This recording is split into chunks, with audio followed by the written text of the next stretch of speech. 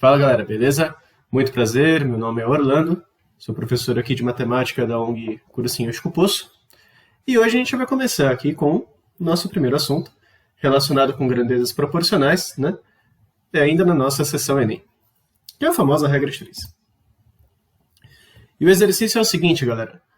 Um ciclista quer montar um sistema de marchas usando 2 discos dentados na parte traseira de sua bicicleta, chamados catracas.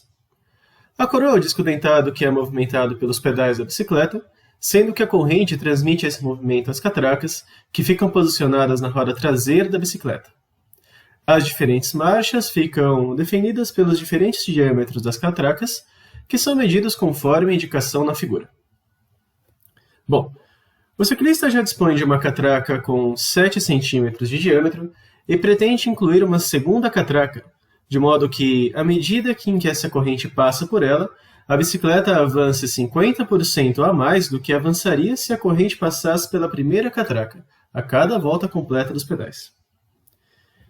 E a pergunta é a seguinte, né? Qual o valor mais próximo da medida do diâmetro da segunda catraca, em centímetro, e com uma casa decimal, quando a gente vai fazer a conta, né? A gente vai aproximar para uma casa decimal. Bom, então vamos lá, galera. Primeira consideração. Existe uma relação entre o diâmetro da catraca e a distância percorrida pela bicicleta a cada volta completa dos pedais. E aí fica a pergunta, né? Como trabalhar com a relação entre a medida do diâmetro da catraca e a distância percorrida pela bicicleta? Para entender um pouquinho melhor essa relação, a gente vai estudar hoje algo relacionado com grandezas proporcionais. Bom, galera, então é o seguinte. Para a gente entender um pouquinho melhor como é que funciona essa ideia de grandezas diretamente proporcionais, lembrando que a gente tem 2 tipos, né? Grandezas diretamente e inversamente proporcionais. Vamos entender um pouquinho como é que funcionam as grandezas diretamente proporcionais com esse exemplo bem simples, né? Mas dá para ilustrar bem a situação. Visando o pagamento das dívidas no fim do mês, Karina está fazendo pães de mel para obter uma renda extra. Com 4 ovos, ela consegue fazer 50 pães de mel. Quantos ovos ela precisa para fazer 250 pães de mel? E aí fica a pergunta, né? Como saber se as grandezas são diretamente proporcionais? Faça as seguintes perguntas a si mesmo. Se eu dobrar a quantidade de pães de mel, preciso do dobro da quantidade de ovos? E se eu triplicar a quantidade de pães de mel, preciso do triplo da quantidade de ovos? A resposta é sim, claro. E como essa resposta é sim, temos que as grandezas são diretamente proporcionais. Mas, e daí? Galera, a ideia é a seguinte. Se as grandezas são diretamente proporcionais, a razão entre elas é constante. Ou seja, montando uma tabelinha aqui, né, a gente vê que com 4 ovos, a gente faz 50 pães de mel, né? E com uma quantidade de ovos desconhecida, né, que é o que a gente quer saber, chamei de x, a gente vai fazer 250 pães de mel. Como a razão é constante, a gente pode falar o seguinte, que 4 sobre x, ou seja, a razão é a mesma coisa que a divisão, né? Então, se você pegar o 4 e dividir por x, o resultado vai ser exatamente o mesmo de pegar 250, aliás, e dividir por 250. Então, 4 sobre x igual a 50 sobre 250. Multiplicando isso em cruz, né? 50x igual a 4 vezes 250. 4 vezes 250 é 1000, né? Se você passar o 50 que está multiplicando e dividindo, seu x vai ser igual a 1000 sobre 50, ou seja, 20. Portanto, são necessários 20 ovos para fazer 250 pães de mel. Mas, e se as grandezas forem inversamente proporcionais? Galera, para a gente entender como é que funciona um pouquinho melhor, né, essa relação de grandezas inversamente proporcionais, vamos pegar um exemplo.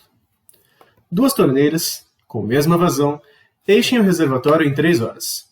Em quanto tempo 5 torneiras, com mesma vazão, dessas 2 torneiras referidas anteriormente, enchem o mesmo reservatório? Ou seja, 2 torneiras abertas ligadas ao mesmo tanto, digamos assim, enchem o reservatório em 3 horas. Se eu pegar 5 torneiras exatamente iguais a essa, em quanto tempo essas 5 torneiras completariam o mesmo reservatório? Essa é a pergunta. Agora, fica A ideia é simples, né? Dá para a gente ter na mente que se eu tiver mais torneiras ligadas, o tempo vai diminuir um pouco, né? Mas como que a gente sabe se as grandezas são inversamente proporcionais? Pense o seguinte, se eu dobrar a quantidade de torneiras, o tempo para encher o reservatório não dobra. Na verdade, o tempo seria reduzido pela metade. Ou seja, o inverso de dobrar alguma coisa, o inverso de 2, é meio, certo? Então, se uma grandeza dobra e a outra cai pela metade, a gente tem que essas grandezas são inversamente proporcionais. Se uma grandeza triplica e a outra cai para 1/3, essas grandezas são inversamente proporcionais. Né? Claro, então, que essas nossas grandezas, torneira e tempo para encher o reservatório, são inversamente proporcionais. Mas o que isso muda na conta? Galera, a ideia é a seguinte. Se as grandezas são inversamente proporcionais, a razão entre duas delas é igual ao inverso da razão entre as outras duas. Como assim? A gente tem aqui as torneiras e o tempo como sendo a representação das nossas grandezas, não é isso? 2 torneiras enchem o reservatório em 3 horas. 5 torneiras demorariam quanto tempo para encher o mesmo reservatório? Bom, quando a gente fala que a razão entre uma delas é o inverso da outra, a ideia é a seguinte, ó. Então se eu pegar o 2 e dividir por 5, o resultado vai ser o mesmo que eu pegar o x e dividir por 3. Olha a ideia. Quer dizer que uma das grandezas a gente mantém a ordem e a outra a gente inverte, porque elas são inversamente proporcionais. A razão entre uma é igual ao inverso da razão entre a outra. Ou seja, se você multiplicar em cruz, né? 5x é igual a 6, x igual a 5 dividido por 6, que vai dar 1,2. Ou seja, 5 torneiras demoram 1,2 hora para encher o tanque, ou no caso, 1 hora e 12 minutos. Tá? Só que uma conta rapidinha, né, para a gente ter uma noção um pouquinho melhor de como isso funciona. Deixa eu trocar a cor aqui da minha caneta. O que eu fiz foi o seguinte, galera. 1,2 hora 1,2 hora é a mesma coisa que 1 hora mais 0,2 hora. Lembra, galera, que cada hora tem 60 minutos. Então, a gente tem que 0,2 horas, ou 0,2 hora, né, no caso, seria a mesma coisa que 0,2 vezes 60 minutos. Ou seja, 0,2 vezes 60 vai dar 12. Então, 1,2 hora é a mesma coisa que 1 hora e 12 minutos. Certo? Foi isso que a gente fez para passar disso para isso. Tá? 1 hora e 12 minutos. Bom, voltando aqui então para o exercício, né? A gente tem o seguinte. Existe uma relação, existe uma proporção entre a medida do diâmetro da catraca e a distância percorrida pela bicicleta a cada volta completa dos pedais. Beleza. Ou seja, existe uma proporção aí. Agora fica, né, essa dúvida, essa proporção, essa ideia é que o diâmetro da catraca é diretamente proporcional ou inversamente proporcional com a distância com a qual a bicicleta anda quando você dá uma pedalada nela. E aí a gente fica com uma dúvida, né? Como funciona a bicicleta? E aí pode ficar uma dúvida, né?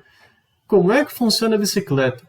Às vezes você anda de bicicleta e nem para prestar atenção no que é catraca, no que é coroa, ou então você não anda de bicicleta mesmo e não faz a mínima ideia do que são esses componentes. Tem uma explicação no exercício? Tem, mas ela pode ficar um pouco confusa. Então eu trouxe para você mais ou menos como é que funciona o esquema da bicicleta. Pelo menos a parte do pedal e da catraca. Pessoas, a bicicleta ela tem 2 componentes. Tem a catraca e tem a coroa. A catraca fica acoplada na roda da bicicleta. E a coroa é onde fica o pedal. Então, ó, a catraca está aqui e a coroa fica aqui, acoplada nos pedais. Quando você dá uma pedalada, né, você gira a coroa faz com que gire a catraca e a catraca faz com que gire a roda. A catraca e a roda, elas giram juntas. Se a catraca dá uma volta, a roda dá uma volta. Se a catraca dá 2 voltas, a roda dá 2 voltas, certo? Catraca uma volta, roda uma volta. Catraca 2 voltas, roda 2 voltas. E a ideia, pessoas, é a seguinte. Quanto menor a catraca, maior o número de voltas que ela dará. Por que quanto menor a catraca, maior o número de voltas, né? Porque se a catraca for pequena, né, você vai aumentar a frequência aqui de giro dela, né? Você vai girar ela mais, você vai fazer ela rodar mais. E se a catraca roda mais, a roda também gira mais. Ou seja, existe uma relação entre o tamanho da roda, ou melhor, o tamanho da catraca e o número de voltas da nossa roda. E quanto maior o número de voltas da catraca, maior o número de voltas da roda da bicicleta, ou seja, quanto menor a catraca, maior a distância percorrida com uma pedalada. Então perceba, se a catraca é pequena, ela vai girar mais. Se ela vai girar mais, a roda da bicicleta também vai girar mais. Então quer dizer que com uma pedalada, você vai rodar mais se a sua catraca for pequena. Se você diminuir pela metade o tamanho da sua catraca, você vai dobrar a distância percorrida com uma pedalada. São grandezas inversamente proporcionais. Bom, então vamos para a resolução do exercício. Suponha que com uma catraca de 7 cm de diâmetro, o ciclista avance uma distância de valor L. 50% de L é a metade da distância de L, ou seja, L sobre 2, que é a mesma coisa que 0,5 L. Então, como ele quer andar 50% a mais que L, então ele quer andar L mais 0,5 L, ou seja, 1,5 L. Então a gente está traduzindo para o português aquela ideia de ele andar 50% a mais do que ele andaria normalmente com a pedalada. Então, montando isso numa tabela, a ideia é a seguinte. Com uma catraca de 7 centímetros, a distância percorrida pela bicicleta com uma pedalada é L. Qual a distância para ele andar 50% a mais? Ou seja, 1,5 L. Então, está aqui a nossa tabela de novo. Então, a gente teria que 7 sobre x, que é igual a 1,5 L sobre L. Né? Lembra do seguinte, galera. As grandezas são inversamente proporcionais. Por isso que aqui eu coloquei 7 sobre x e aqui eu coloquei 1,5 L sobre L. E simplificando, né? Esses dois L's. Lembrando que não pode ser zero, né? Porque não faz sentido você andar uma distância zero com uma bicicleta. A gente tem que 7 sobre x é igual a 1,5 sobre 1. Multiplicando isso em cruz, 1,5x é igual a 7. X vai ser igual a 7 sobre 1,5, que vai dar 4,66666, que aproximando para uma casa decimal, 4,7 centímetros, alternativa C. E isso resolve a nossa questão. Beleza? Galera, por hoje é só, então. Espero que tenham gostado do vídeo e até uma próxima. Tchau!